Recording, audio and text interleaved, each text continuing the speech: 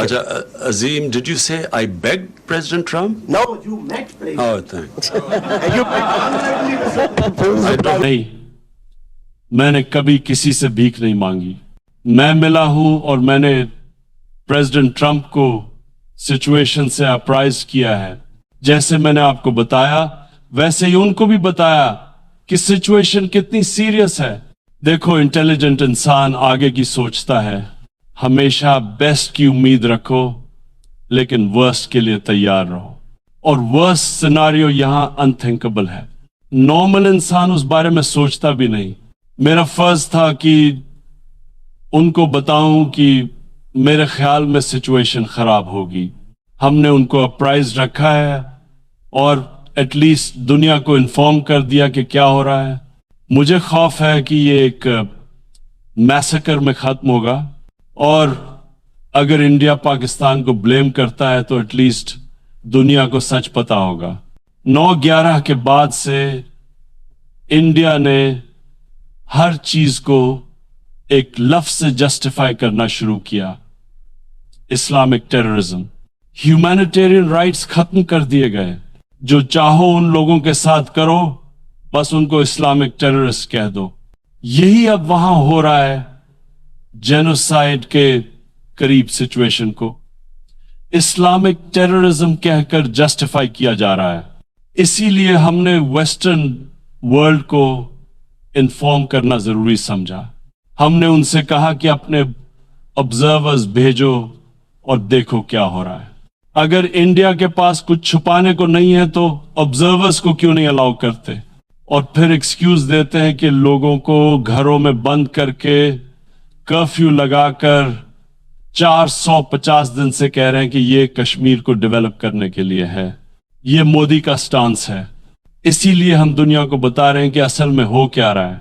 अब मैं सेटिस्फाई हूं कि सब वर्ल्ड लीडर्स को इन्फॉर्म कर दिया गया है। फिर सवाल जवाब के दौरान यूएन सेक्रेटरी जनरल ने भी ऑफर किया कि मीडिएशन हो इंडिया और पाकिस्तान के दरमियान, लेकिन यूएन की अपनी रेजोल्यूशंस इंप्लीमेंट नहीं हुई सालों से। मगर इंशाअल्लाह अब ये इशू खत्म नहीं होगा। अब आप देखोगे कि दुनिया रिएक्ट करेगी।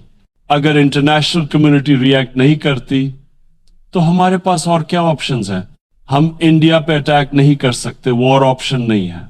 उसके अलावा हम हर चीज कोशिश कर रहे हैं, दुनिया के लीडर्स को बता रहे हैं। मैं फ्राइडे को भी बोलूंगा, और मीडिया को मैं बहुत पावरफुल समझता हूं। मुझे बोस्निया याद है, जब मुस्लिम्स की एथनिक क्लेंजिंग हुई थी तो इनिशियली दुनिया चुप थी, लेकिन मीडिया के प्रेशर से इवेंचुअली एक्शन लेना पड़ा। कश्मीर में भी मुझे यकीन है कि ऐसा होगा। इकोनॉमिक इंटरेस्ट असाइड, ये इशू मार्केट से ज्यादा बड़ा है। मुशर्रफ के जमाने में 4 पॉइंट फॉर्मूला भी था और चैनल फॉर्मूला भी, लेकिन अभी के लिए सबसे पहली कंडीशन है कर्फ्यू उठाना होगा। 50 दिन से लोग बंद हैं, थाउजेंड्स पॉलिटिकल प्रिजनर्स जेल में हैं, और उस वक्त प्रॉब्लम यह था कि सबसे ज्यादा अफेक्टेड पार्टी कश्मीरीज, उनको लूप में ही नहीं लिया गया। अफगान पीस डील के बारे में हम बहुत सरप्राइज हुए जब एक ट्वीट से पता चला कि डील टूट गई। अब हमारी कोशिश होगी कि वो डील दोबारा साइन हो, और फिर पाकिस्तान अपना रोल प्ले करेगा तालिबान को अफगान जीओवीटी के साथ बैठाने में। दूसरा सवाल, मैं डिसअपॉइंटेड इसलिए नहीं हूं कि कश्मीर के लोग हार गए, बल्कि इसलिए कि कंट्रीज अपने इकोनॉमिक इंटरेस्ट को इंसानियत पे तरजीह देते हैं। जैसे क्लाइमेट चेंज पे होता है, ग्रोथ रेट के लिए कंट्रीज क्लाइमेट को इग्नोर करते हैं, वैसे ही यहां ह्यूमन राइट्स इग्नोर हो रहे हैं। और तीसरी प्रॉब्लम है मनी लॉन्ड्रिंग। हर साल billions of dollars poor countries से करप्शन के जरिए निकालकर रिच कंट्रीज में जाता है।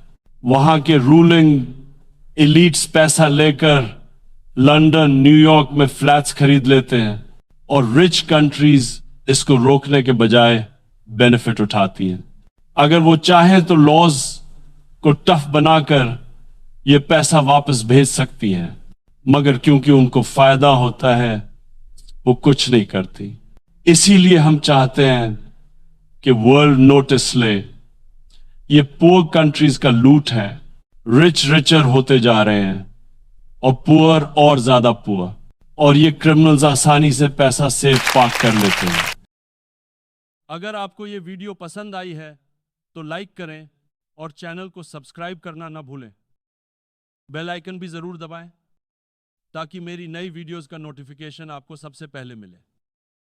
और अगर आप और ऐसी वीडियोस देखना चाहते हैं तो चैनल के साथ जुड़े रहिए